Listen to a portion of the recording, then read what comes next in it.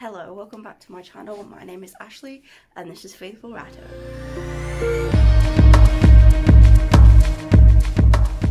So as you can tell from the title, this is part 2 of me debunking common misconceptions, myths about rats.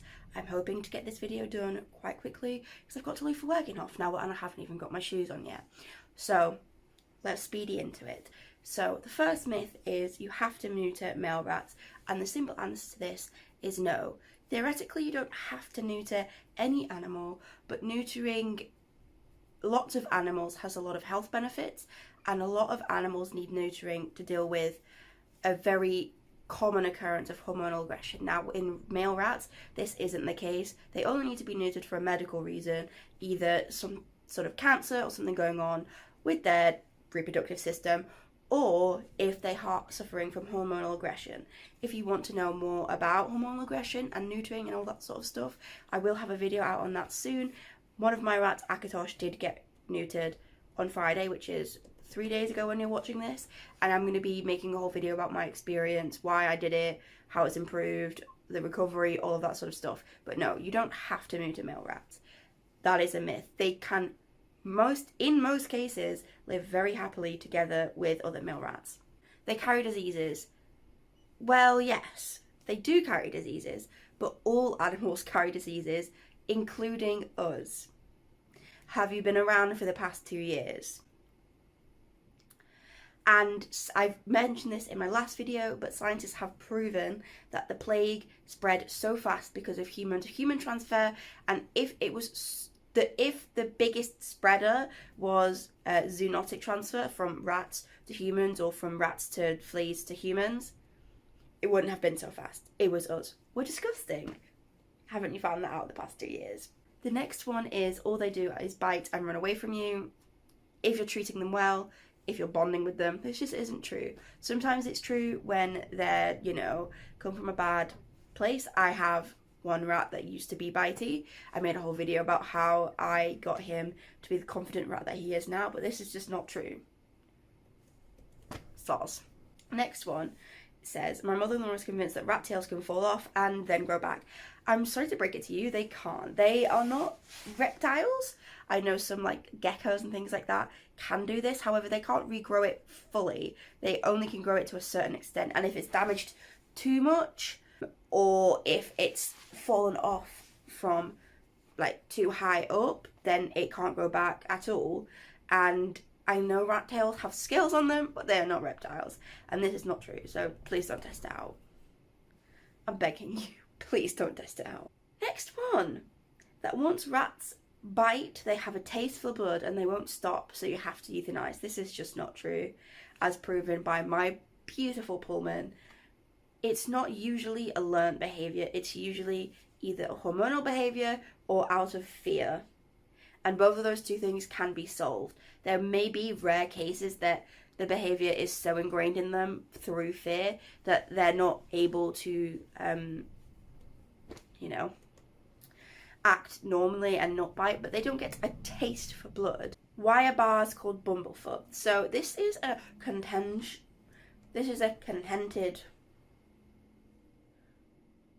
This topic is highly debated.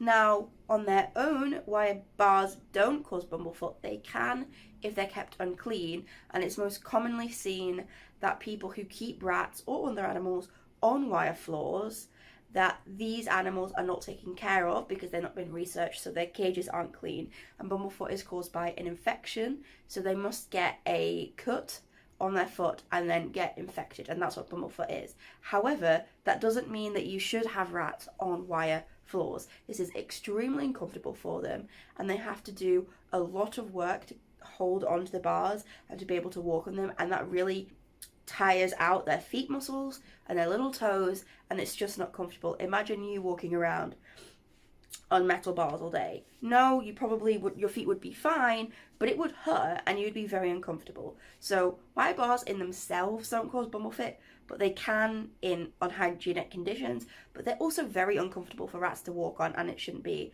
an enclosure for anything other than maybe a bird. You shouldn't have one of those silly little cages that has the wire bars and then like a little tray underneath to catch the droppings. No. Because also rats do need to eat their droppings sometimes, and they can't do that if you've taken them away from them. Rice makes rats explode. I don't think this one is true, otherwise my boys would have exploded a long time ago. They absolutely love rice, and they're absolutely fine. It's just not true. Baby rats can't be handled or the mum will reject them. Now this is not true, and this is not true in general for animals. The issue is, right, that if the issue isn't the handling itself, it isn't like getting your scent on them or anything like that. If the mother feels threatened by you and you touching her young is threatening, or she feels stressed for some reason, yes, then she can call her babies. But it's not because you touch them, it's because you stress her out. And most ethical breeders who have a very good relationship with their mother rats, they can handle their rats from day one, from right when they're newborn, fresh out the womb, as it were, and have absolutely no issues with that. The problem is putting mothers of any species in a stressful environment, and they will, and they can, you know, do some sad things, but that's only because they feel threatened, and they would rather have their babies die a couple of days old than, you know, have to deal with some sort of predator or something when their baby's a little bit older and she can't look after them properly, if that makes sense. But no, the actual handling them isn't the problem, it's stressing her out. Rats can't have hay in the cage. People assume because they can't digest it, it's dangerous. This is not true, because rats probably won't eat hay. It's a very good nesting material, it keeps them very warm. If you're getting a good quality hay, it smells lovely, and it will help keep the cage smelling nice and keep them smelling nice. But no, rats can have hay. They don't see it as food. They see it as nesting material, or they literally don't care about it. So don't worry about that one. If you've given your rats hay and someone's told you it's dangerous, it's not true. Just because they can't digest something doesn't necessarily mean that it's dangerous. Dumbo rats are a different species to fancy rats. No, they're not. They're the exact same species. You can get Dumbo and top ear rats in the same litter. Dumbo is just an ear positioning. There's absolutely nothing different else about them. It doesn't affect their behaviour. It doesn't affect their personalities. It literally just affects the size and the shape and the position of their ears. Fancy rats are just domesticated Rattus novaicus, which just means domesticated rats. They're just the domesticated Norway rat. There's nothing really special about them. There's nothing actually that, apart from the domestication, there's nothing that is different about them to their wild counterparts. They can be called Rattus novaicus domestica, but that's only because of the domestication. There's nothing actually that different between them, and they're not a different species. So if someone is telling you that Dumbos and fancy rats are two different things, they're not true. A Dumbo is also a fancy rat, and fancy rat is just a general term for a pet rat. And the word fancy comes from fancier, which is the word that people use to describe people who had the hobby of keeping animals. It's used in other animal fancies too, and it literally just means like the pet hobby, the hobby of keeping rats, and the rats associated with that hobby, if that makes sense. Rats can't eat raw Brussels sprouts. This also isn't true, and I mean, I found my boys don't like raw Brussels sprouts, but most of these foods on this like list of like things that rats can't eat, like onions or citrus, they have to have eaten a huge amount. They just won't eat in a day for it to be poisonous or toxic to them, and it's just not true. If they eat some raw Brussels sprouts, it's fine. Nothing is going to happen. Don't let people scare you with this, like, craziness. Again, this is the next one. If rats eat citrus, they'll die, get cancer. It's not true. For it to have the effect that people are concerned about, it has to be in such huge quantities that a rats just won't be able to consume. It's just not possible. It's just not possible. But yes, citrus in, not just citrus, but a very specific enzyme in that, D-limonene, can affect male rats. However, they're never, from a little sip of orange juice or a little bite of orange, they're never going to consume enough to cause problems. If you're feeding them just fully on a diet of oranges, maybe, but also they'll be nutrient deficient and they'll be having other problems other than the fact that they've eaten some D-limonene. Next, having pet rats attracts wild rats to your home. It just doesn't. It really just doesn't. Does having a dog attract wolves to your house? And no, it doesn't. I mean, if your house is a shit tip and you've got lots of food waste in the bins outside, yeah, you're gonna have wild rats, but it's not because of your pet rats.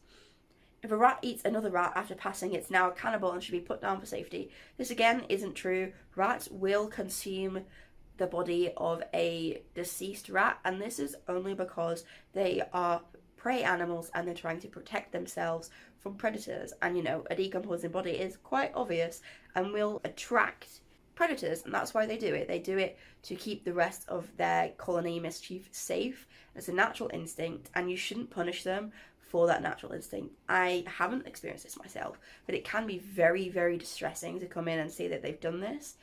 But it's not because they're a cannibal, and it's not something to be worried about. It's a perfectly normal, natural behaviour that they do to keep themselves safe, and that's it. It's fine. It's fine. Now this one is connected to the last one. The only reason a rat would eat another rat after it passes, as if you're not feeding it enough, is not true. They will do this even if they have enough food, because it's about safety. It's not about feeling hungry, and don't feel guilty if your rats have done this. It's not your fault. Also connected to this, a lot of people think that if they witness this scene that they think the other rats have killed that rat, but more than likely it's the fact that they've died first and then they've consumed. Most rats don't just go out of their way to kill another rat and eat it. If a rat is aggressive and it's killed another rat, no, it just doesn't happen. Like, that's just not what's going on. Okay, so I think I've covered all of these. I hope it wasn't too rushed, but I have got to work and I've got to leave in 15 minutes now. So I hope you enjoyed the video, and I will see you in my next video, which might be a different video, but I'm about 80% sure it's going to be about Akitosh's neuter and his recovery process, why I had him neutered and all that sort of stuff. So yeah, thanks very much for watching, and I'll see you later. Goodbye.